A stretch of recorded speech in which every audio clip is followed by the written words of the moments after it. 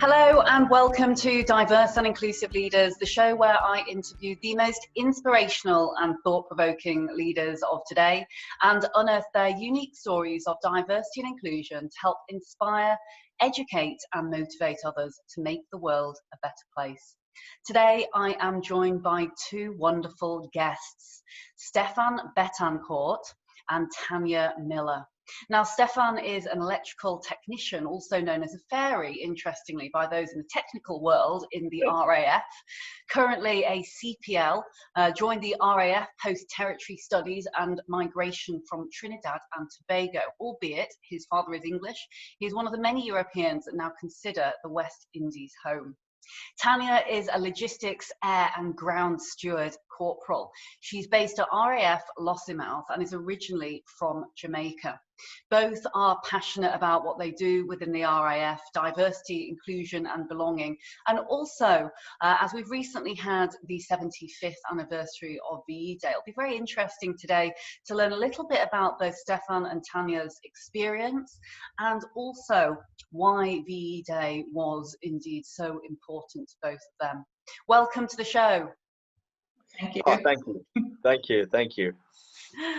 Thank you both so much for joining me for a very special podcast today. And I wonder, just in brief from each of you, whether for our listeners who perhaps don't know you as well, whether you could just explain a little bit about your background, how you came to be serving in the RAF and some of the current pieces that you may be working on at the moment. So Stefan, I'll start with you if that's okay. Yeah, that's fine.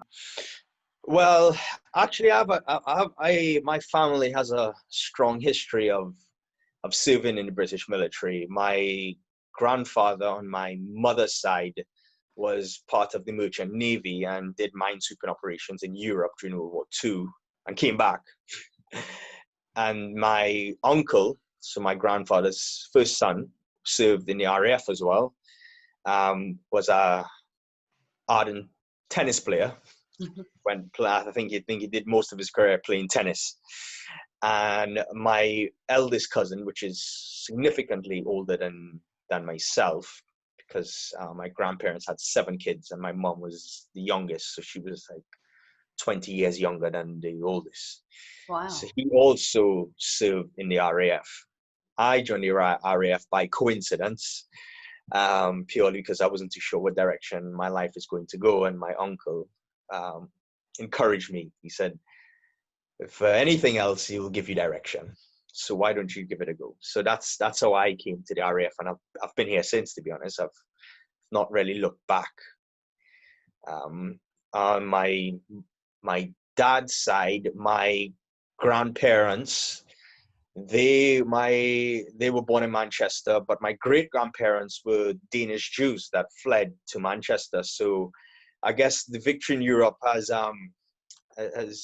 significance on both ends for me. One, as a liberating aspect, and two, as a thank you for serving aspect. So so I have a very, very strong emotional connection with World War II, I should say. And my grandmother, well, if she was here, God bless her soul and rest in peace. I don't think she ever stopped that inner bitterness towards World War II, which is justified by the way. But yeah, with regards to serving, I've definitely seen a lot of changes in my time, but we can go into that after. I'll pass it on to you. Thanks so much for sharing, Stefan. And it's great to hear, it's always fantastic to hear about individuals like yourselves, your personal backgrounds. And, you know, also that it's clearly provided a fantastic platform for learning and development over many years. You know, the fact that you say you've never looked back and actually at the beginning you perhaps didn't know what you were going to do. It's great to hear that you're still there after over a decade. Yeah, definitely. Tanya. Well, my family there's no military background there. I'm the only person from my family from the military. So how I came about is I was traveling with my friends and we went to Dublin and I was there for about 5 years, and I was just thinking, what is it that I really want to do? Because, I was just like, right, I'm keeping traveling here. There's something I needed, something stable to do. And I traveled to the UK a lot, and I've seen the adverts about joining the RAF, and I thought, that would be something interesting. It's like a steady job, and it gives me the opportunity to go about places and stuff like that. So I thought about it for a while, and then came over, joined the RAF from Dublin, and I thought, right, I'll give this a go. I'll see if I can hack it out. And I thought, right, I'll give myself 5 years and see what, how it is.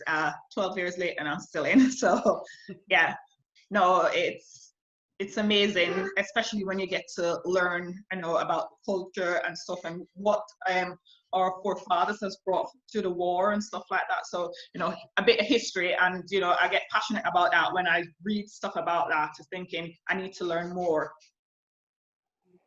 Thank you so much for sharing. And what's interesting about what you both says there is that not only have you both been in the RAF for a decade, but it seems that there's a wealth of opportunity.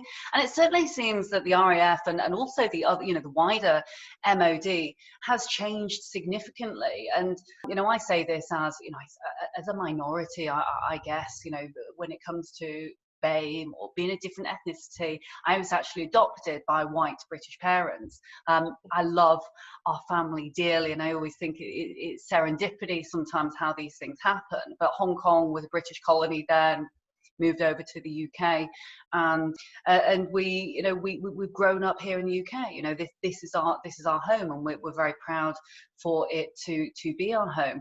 But I actually recently, funnily enough, had looked into serving on the reservist side for the military, and got chatting to a number of people in the wider forces, and it was interesting to see how perceptions had changed over the years, and certainly how, when you look into the history, as you both said, there is an eclectic mixture and plethora of different types of individuals, different races, different religions, different individuals, different cultures, who have all been involved in what has been kind of a real key piece of history, which dates back a very long way.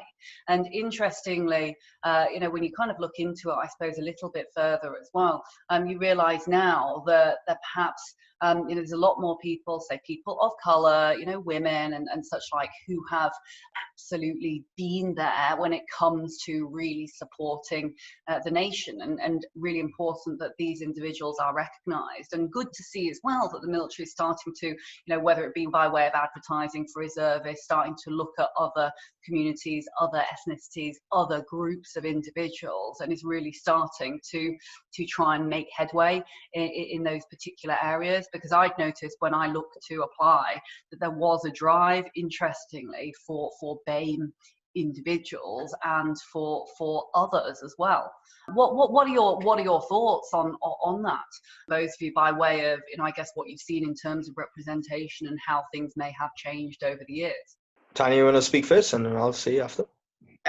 Yes, I think it has changed a lot, especially with the whole BAME network, because thereabouts you can for somebody to be on BAME, we can go out to recruitment, and the kids there will see somebody like a likeness to themselves, who they can talk to and get their experience from, instead of being shying away from it.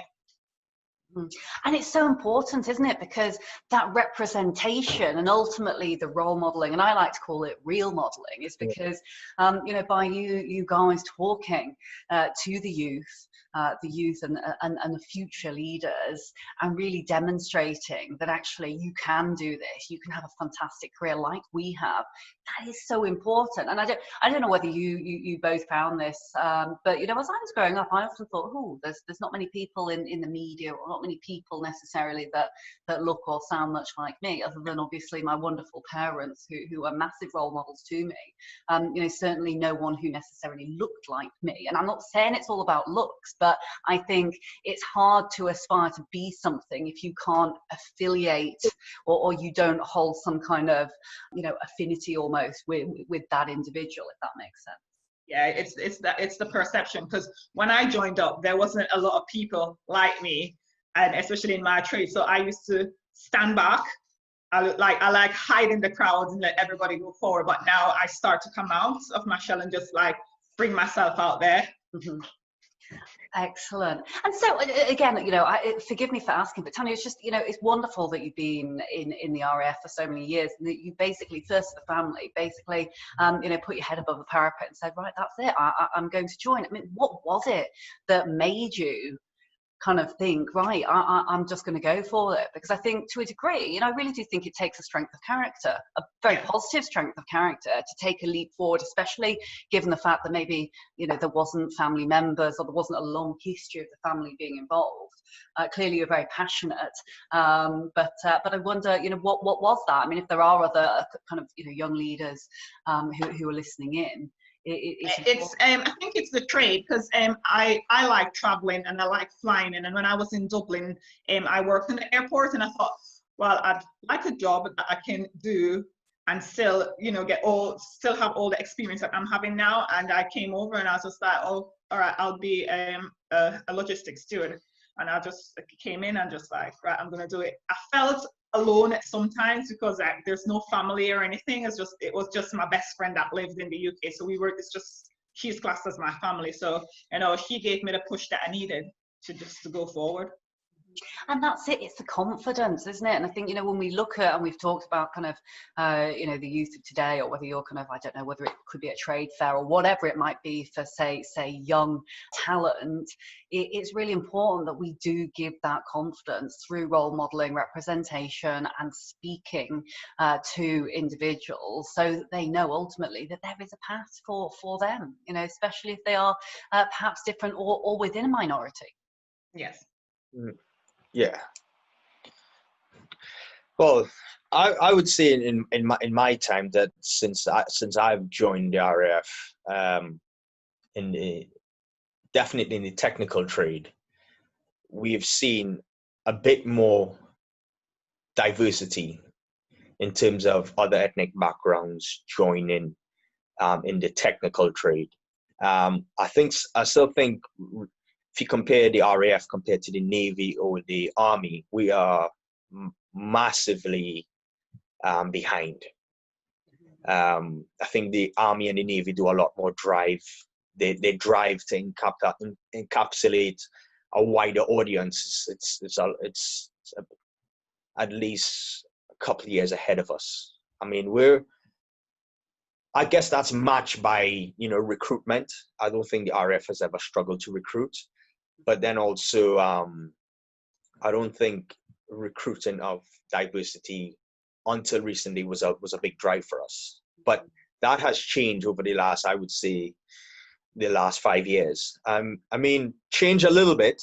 I think we could still do a lot more, but I have definitely seen a lot more diverse faces over the last 5 years in the RAF.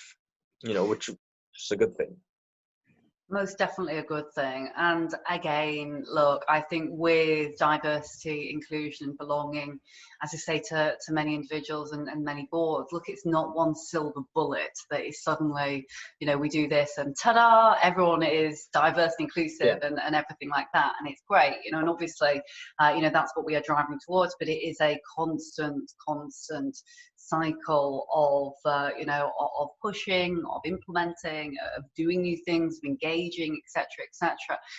What do you think, you know, we can do as an organisation? Obviously, hopefully, this podcast goes some way as well to inspire others that actually this is a great career path. But what else are we doing in terms of kind of outreach to other communities so that we can start to further that diverse pipeline? Well, you know, I had this discussion. We had our BAME meeting last year, our Christmas meeting, and I was telling people, I think a lot of people, especially around the BAME community, can be misconstrued about the perception of the Air Force or the military. I shouldn't say the military, not just the Air Force, the military. And I think that people have this skewed perception that it's just a fighting force. Mm-hmm. I mean, since I've joined up, I'm one to maximize my opportunities, because I don't think opportunities come often.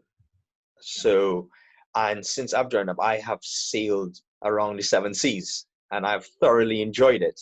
And I think selling the Air Force in a way that doesn't just show the fighting aspect, but shows the fact that, you know, like I've got my day skipper, I've got my marine engineer course, I've done like a lot of sailing qualifications, you know, that in the real world would cost you a couple £100. And also sailing, like I did New York to Halifax, Nova Scotia, I did the Caribbean Wings, I did Mediterranean, so on and so on. You know, in terms of like traveling, I organized a few force development trips. I actually just worked on one in Sri Lanka, Battle of Ceylon. I mean, and there's a wider scope of stuff you can do in the military, you know, and I think that what we can do to like increase our audience, if nothing else, is to show we're not just a fighting force. We're not just here to go and defend countries at a cost or whatnot. We also invest a lot in our human capital, and you can come out with a lot of fantastic qualifications and life experiences, and even take it even further when you leave for almost nothing. That is such a great point, and I think it's quite easy. You're absolutely right when it comes to perception. Those who perhaps don't have friends or family who've been in the military, quite easy for them to just perceive this as, like you say, you know, kind of fighting war battles, etc. Actually, from those in the military, you know, like yourselves, who have the opportunity to speak with, there's very much, you know, a sense of community, camaraderie, lots of people that you're working with on a day-to-day basis, and obviously the opportunity to travel and further educate oneself. You know, many individuals that I know who've gone off into the world of wider business or working for other organizations and such are you know, ex-military, and the things that they have learned from being in the military have been things that they can apply to many different aspects in the wider world. So it's you know, brilliant point there that you make, and again, you know, hopefully there's lots of individuals listening in thinking, you know, this is, you know, really has challenged my perception when it comes to what the forces are all about. Yeah, and I think being a BAME member, and an active BAME member as well, I think you could also, you know, you can go out to that wider BAME society and show them that, like, hey, you know, it's not just a white force. You know what I mean? And I think that also gains, you know, positive trajectory. You know, because I mean, I'm not going to lie. I've heard a lot of my friends, a lot of my Caribbean friends and friends from wider field, they say, why would I join the military? For them to send my colorful person on the front line first, you know, and no disrespect, like it's true. Let's, you know, we have to be honest as well. Like, you know, they say no, have you not seen the movies? The black man always dies first. No chance. You know, I mean, it's a funny thing, but like that's also a perception that people have. You know, and I think that could also be challenged by members like ourselves, Tanya and whatnot, going to the wider field to show them, hey, you know, no, that's not true. You know what I mean? Don't get me wrong. I mean, yes, we are a fighting force, and that is part and parcel of the job, but it's not the only part of the job, and it's also not segregated to you know, a colorful background, as some people may think. I love the way that you put that there. I think that's just brilliant. And you know what? It is this brutal honesty that we need, though, because, I mean, you know, often, you know, I think still, you know, even 21st century that we live, some individuals still are slightly uncomfortable talking about race. You know, let's be fair. You know, it's still a conversation that sometimes can be slightly awkward. You know, the more we speak about this, the more we talk about, you know, race, ethnicity, being black, being Chinese, being brown, whatever, you know, the more we normalize this, and look, it's not you know, it's not a battle of you know, race against race. This is, you know, it's very important to have lots of allies as well who have got bums in seats of power, you know, at the same time, and so people can actually see the wider benefit of having an eclectically diverse workforce. Yeah, I agree. I mean, I'm not going to lie. When I first joined up, Tanya could probably see something about this after. I mean, I did face many obstacles, and diversity was not a part of the Air Force vocabulary. In the Army and the Navy, they understood inclusion and diversity a lot better. However, how they deal with it, I'm not sure. I can't really speak about. But the Air Force, diversity was not a very big thing. When I went to training, there were only 4 people of color, whatever that color is. Wow. Yeah, 4. And they were like probably at least 5,000 or 6,000 people there. You know what I mean? Over the period, it's so. And I remember when I joined, I did face a few obstacles. I'm not going to pretend as if I didn't, but then, I guess growing up and how I was raised and me as a person, I dealt with that in a positive way, even though it was a negative, but I dealt with it in a positive way. And when I look at the Air Force now compared to when I first joined, we've definitely come a long way. And going forward, I would say that I think we're in a great space, to encourage people of different backgrounds to join. I know, and that also enriches the culture and negates the misunderstanding that people have. Because if people have never encountered you, they tend to not understand you. And that can lead to misunderstandings, and I don't think it's anyone's fault. Some it may be, some it may not. But I think generally, if you don't understand something, you tend to misunderstand, and I think the Air Force has definitely come a long way to understanding it's not just a white force. And Very well said indeed, Stefan. And Tanya, what are your thoughts on this? Because again, I can absolutely empathise with everything that you're both saying. And I think especially when you're young, you're quite aware of being different, or perhaps being one who may be of colour or different from others. But how did you find things, and what's your perception been? How I found, I was okay. Like I wasn't treated any differently. But what I did, I kind of stepped back because as Stefan said, there was just a handful of mixed ethnicity when I joined up. So I usually just kind of step back, kind of hide in the crowd, kind of covering myself, like I'm not there, but I'm there, kind of thing. But yeah, looking back then and looking back now, it has changed a lot because we're more inclined to, people are more used talking about it now. It's not just like, oh yeah, it's them and us, we are one together. Just like I remember when I joined up, I was at Halton and I got a taxi home from the train station back to camp, and the taxi driver himself, he was from mixed ethnicity, and he said, okay, are you in the RAF? And I was just like, yes. And he's like, oh, I didn't know that black people were in the RAF.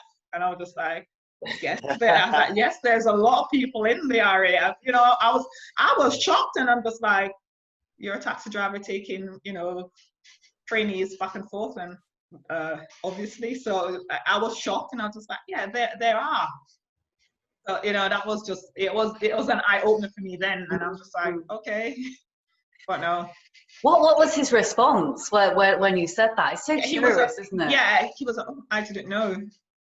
So it was like he genuinely didn't know that there was loads of people in there, and I was shocked. I'm just like, yeah, they are. Wow. So it's kind of trying to educate him as well. I'm just like, yeah, they are. It's not it's not just a certain minority that joins the RAF. And this is exactly why we need to recognise and speak out. And I just think it's brilliant that you're both, willingly sharing your personal story, sharing your experiences, because if we aren't to do this, others aren't to know. And, I guess sometimes you don't know what you don't know, don't you? I mean, I'm sure, it doesn't sound like the taxi driver was meaning to be insulting in any way, but it was just a genuine, naive question mark, because I guess it's something that, and perception is very, very, very powerful indeed. Very powerful indeed. Yeah, I mean, in the next thing, you know, this could, I think it could go along in any part, any sphere of society, as you know as well. You know, you're originally from Hong Kong, adopted by white parents or whatnot. You know, I think British society, even though it's been a multicultural society, it's not been a very inclusive society. I think that goes a long way, you know, even beyond the military, because if you look at, like, you know, the ethnic breakup of Britain as a whole, you'd realize some areas are heavily made up of like, you know, like, for example, Birmingham or Leicester, there's a lot more Indian, Sikh, Muslim populations. You go around London and you realize that, you know, there's you know, like the more ethnic, poor ethnic backgrounds that live, like East London, those kind of areas or whatnot, and even within that breakup, you don't see much inclusion. You see a lot of people that are, I am Bangladeshi English, but I stay Bangladeshi English. I don't venture out. I mean, I'm not saying they don't. That's a lie. But, you know, I think they tend to stay more to what they know, rather than branch out and be immersive. You know, and I think that's a representation, not just of the military. I think that's a representation of British society. We're a multicultural society. I think we're a lot more inclusive than other nations, but we're still not as inclusive as we would like to be. You know, and I think that's something that, you know, being in the military and being of an ethnic background, I tend to voice the inclusiveness, and especially when I meet people of ethnic backgrounds in the military, I tend to get them involved quite early on, because it's very easy to join the military and step back, you know, feel intimidated on your ethnicity or whatever, your skin color, whatever it is, you know. And I'm quite a vocal person. Some might laugh at me. Some might say too vocal. But I believe in maximizing your career and your life, you know, and I think that if there's one thing I would not stop praising the military about, is what you can get involved with. And I would like to see a lot of ethnic people involved in a lot more than just football or cricket. You know, I would like to see them get involved in the niche sports, because I mean, I'm not going to lie, I love sailing, I love it with a passion, but I'm probably one of the few colored people there. I probably only know 2 or 3 colored people, and I'm talking about sailing, not being in the Navy. I'm talking about, like, let's go on the boat, let's go. You know. That is absolutely fascinating, and again, very interesting there what you say about inclusion and the UK, and I absolutely would be inclined to agree. I think there's one thing having diversity, but inclusion arguably is far more important. You know, my bugbear, I guess, would be, you know, to a degree, kind of tokenism almost, and you know, we better get a black person there, because you know, or better get a Chinese person there. You know, it is. No, I think it, and these days, especially with, you know, kind of digital media and the way the future generations now look at this, is it's very easy to be almost found out if you're just purely paying lip service to something. And so, to your point on inclusion being absolutely key, and trying to really integrate and look at our kind of our similarities, as well as celebrating our differences, and really trying to bind people together through other mutual interests and desires, you know, be it kind of sailing, as you've mentioned there. But yeah, no, very, very interesting. I mean, to be fair, you know, again, you know, I suppose Brexit, I don't think it's necessarily helped the situation. But again, it's something that I could and won't kind of, you know, talk about all day on this podcast. But, you know, I absolutely agree. I think, you know, look, there's so many fantastic things that this great nation has to offer. We must continue to be outspoken. I think it's great that you guys are being outspoken and talking about benefits and being ultimately great role models for others and future generations. Because if we, don't keep doing this and keep pushing, it's not something that can just like that. It's going to change overnight. It's something that generationally, it will take time and effort and lots of people involved to make a significant difference. Yeah, I totally agree, and I also believe in the lasting impact of what we're doing beyond this generation. I'm talking about a forever moment, and I know a lot of people say there's no such thing as a forever moment. However, I like to believe there's such thing as a forever moment. And if you look at, like, I've jotted down some notes there. Every time there've been a mass congregation of Commonwealth, it usually surrounds something negative like wars.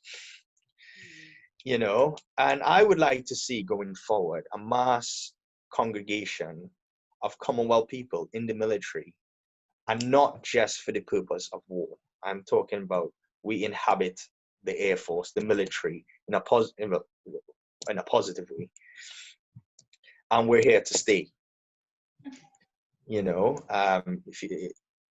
you looked at from the Boers War going all the way to World War II and beyond, I mean, we've had millions of people come together for something negative. War is not positive. I don't believe war is a positive way, but it happens, and I would like to see going forward, even when I'm 70, 80, 90 years old, and I look back and I look at the Air Force, I see a multifaceted, enterprise, and forever staying that way. So well said. So well said. Tanya, do you have anything to add to that? It's just, if you look at where diversity is at the moment and where it's coming from, as it says, like from in the 1940s, when we all came over, helped to fight the war and stuff, and when it's all over, it was a kind of thing of, right, the war is finished, what are you still doing here? You need to get back. And it's like, no, we all came back to help and build, and we're, as you say, we're here and we want to stay here. We want to make be prominent here that we were here from the beginning. What should we leave? We should still, it's our home. It is our home. So yeah. I think they did something recently. I'm sorry, I'm a bit of a geek. Like, in 2018, yeah. That's the only time I'll say this, by the way. In 2018, due to collapse in recruitment numbers, the Army, which I commend the Army on, you know what I mean? I hope my Air Force comrades don't hear me say this, but I would commend the Army on this. Recruitment numbers in the Army were dwindling, and the Army looked towards the Commonwealth nations for recruitment. And in 2018, 4.5%, or 5,290 people came from the Commonwealth, Africa, Nepal, Fiji, and the Caribbean. And then from then onwards, they made it an annual intake of, say, 1,400 people annually that would join the Army. So I think the Army's they've caught on to something that's amazing. And given how this world is interconnected, highly interconnected now, I think having a multifaceted face goes a long way. Even in terms of in trade and stuff like that. If you have people that have cultural relations, cultural ties, and similar face, you can break. It's amazing how much boundaries you can break initially. Absolutely, and it is that culture that unites us ultimately. Yeah. So I mean, I read that recently, and I thought, wow, that's amazing. I couldn't find anything on the Air Force, but then again, I kind of understand that in the Air Force we don't really have that problem with recruitment as such. Conversely, the Army and the Navy, they struggle quite a bit to meet their targets. But I just when I read that, I thought that's it's a beautiful thing. Some phenomenal statistics there, absolutely, and really good line in the sand with which to be able to draw from, learn from, work from now moving forward. As you say, wouldn't it be fantastic when we are sitting here, maybe we do a podcast when we are all 70, 80 years old and say, wow, look how far we've come from here. Yeah, indeed. And before we wrap up for today, because there's been so many valuable points here from both of you, it's been absolutely thoroughly enjoyable and very heartfelt, I must say, podcast that we've done here today. But I wonder whether we could go into a very brief lightning round. I'm going to give you both about 30 seconds by way of ending off, 30 seconds in order to answer each of the following questions. And firstly, which I think is particularly important, is for anyone that's listening in who is wondering what to do with their career and perhaps hasn't considered the RAF or the wider MOD as an option, what would you say to them?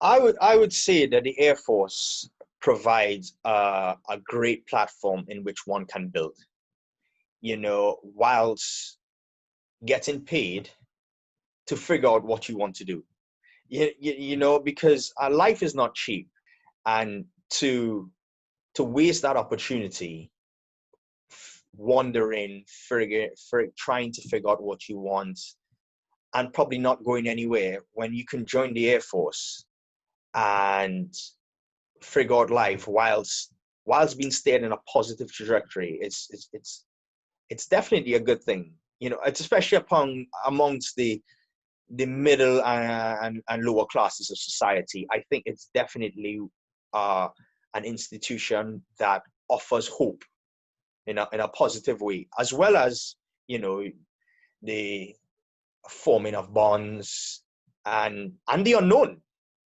Because when you join the Air Force, you don't know where you can go. It really is a saying, like Tupac said, the sky's the limit. Not Tupac, Biggie said that, but it's true. I love it. And I would, that's what I would say. I would say joining the Air Force, the sky is the limit. I mean, don't get me wrong, there's going to have gray skies, but the sky is still your limit. It's great to know there's upward social mobility possibilities there ultimately, which is fantastic. And Tanya? Yeah, it's like, as I'll answer that, there's loads of opportunities. You can join or figure out what you want to do. If that's not for you, you can say yes. You've tried it, you've ventured there, and you think another path is there for you. So there's loads of opportunity. I would say go in, talk about it. There's loads of opportunities, loads of jobs to do. It's just endless. Excellent. And my next question, if you were speaking to your respective younger selves to give yourself advice, so you're asking your younger self, or sorry, you're giving advice to your younger self a couple of decades ago before you've joined the RAF, what would you say? Or indeed, this could be a young individual, perhaps they're from a BAME community and they don't have necessarily that much confidence to make decisions moving forward. What would you say? I would say, or I'll go first, or you go first, Stefan. No, you go first. I would say, don't doubt yourself. If it's something you want to do, go for it. If you might be scared, you might thinking, oh no, this might not be for me. But you've got to put yourself forward to get recognized and get noticed. So if you keep on hiding, like me, I kept hiding in the background, and I just all right, it's time to get out and get noticed and be there to be where I am today. Because if I'd still be hiding in the background, I wouldn't be where I am right now. So well said, Stefan. Yes, I would agree with Tanya's statement there. When we joined up, it was a lot less of us. So the intimidation factor was always there, and it's always someone saying, as you said, you're the token. And that's not a positive thing when you keep hearing that. Sometimes that makes you feel like, oh, I don't want to be the token anymore. I don't want to be part of this anymore, kind of thing. And I think I would, as Tanya said, I would tell my younger self to make that decision quicker. I made the decision whatever I did in my younger career, but I took a little time to do it. And I think I would have sailed a lot more around the world if I if I was younger. Thank you both so much. I think that's such a beautiful way to end actually today's podcast. It's been absolutely just fascinating and just, I don't know how to put it. I'm never actually ever lost for words normally, but I have to say it's been an absolutely fantastic podcast. It's been really riveting listening to your personal stories, and I'm absolutely, as a Brit, very, very proud to hear such outspoken individuals who have come such a long way, honestly. So thank you very, very much indeed. Could we ask you a question, though? You have asked us questions for the last hour. Oh, no one has ever asked me a question at the end of the lightning round. I was about to summarise, but go on then, ask me a question. Well, we'll ask you two questions. One, have you... No, I'll ask two, you know what I mean? That's the least we can do. One, what would you tell your younger self? Oh my good God, no one's ever asked me this question before, and I ask it all the time. What would I tell my younger self? So I think I would tell my younger self that everything is going to be okay in the end. And actually, you don't need to have blonde hair and blue eyes in order to fit in. Actually, being different is quite okay. And someday, in the not so distant future, that will become a reality, and you'll be doing something that you love every single day, and that you'll be doing something that is making a difference to business and wider society. So don't worry, try not to be quite so shy. It's okay to say yes, miss, when the register comes round at school. But yeah, that's what I would say. That's amazing. No one's ever asked me that. I'm so embarrassed. Honestly, it's a first for many things on this podcast. And lastly, I go back to Trinidad often. I love home. I love home.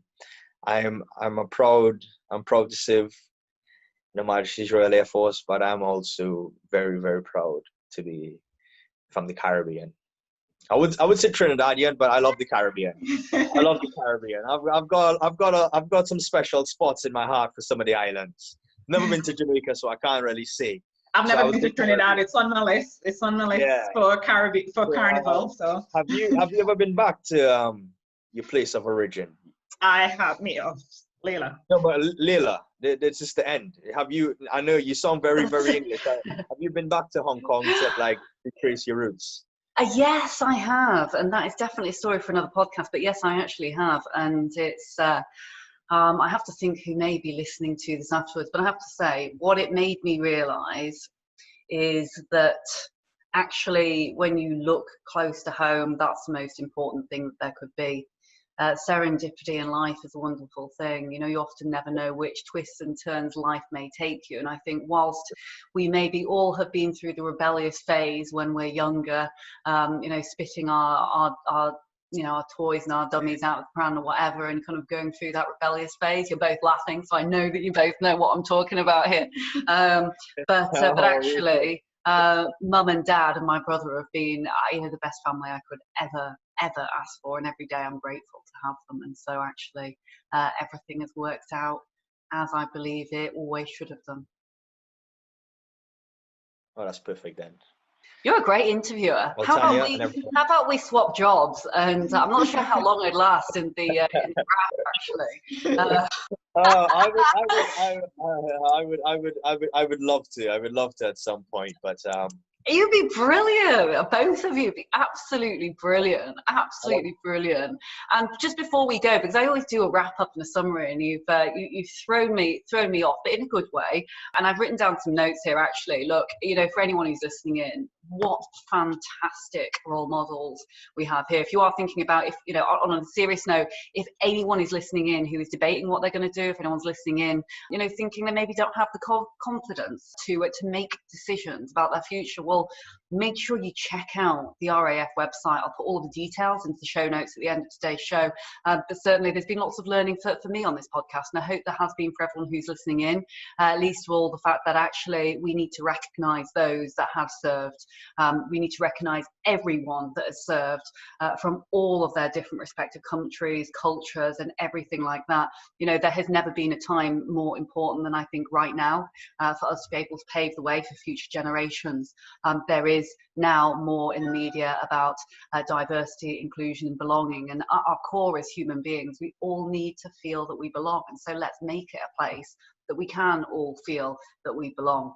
We've got some great role models here who've been on the show today, who've talked about the exceptional opportunities, how far they've come from being kind of unknown and not knowing what they were going to do, to now serving over, you know, collectively. It'll be a couple of decades between you, which is fantastic. You know, and let's of course, you know, fight any kind of prejudice as well, and fight back against kind of tokenism, but more try and put a positive slant on things when it comes to really sharing our stories, because the sharing of stories, I truly believe, as we've heard today, are you know, it's more powerful than anything really, to share the emotions of something else that someone has been through. But you know, very, very good place to start, and certainly exceptional testament as well to VE Day, and so we should absolutely include all within the recognition of that very, very special day, which of course was the 75th anniversary just recently. So thank you very, very much, Stefan. Thank you very, very much, Tanya. You've been fantastic. Thank you so much for watching the Diverse and Inclusive Leaders podcast. Please do feel free to hit the like button below, or if you'd like to receive future notifications, do ping the notification bell here at the side. If you're interested in the audio version only, you can find it on the following streaming platforms. Any extra info and descriptions will be in the links below. Look forward to seeing you soon.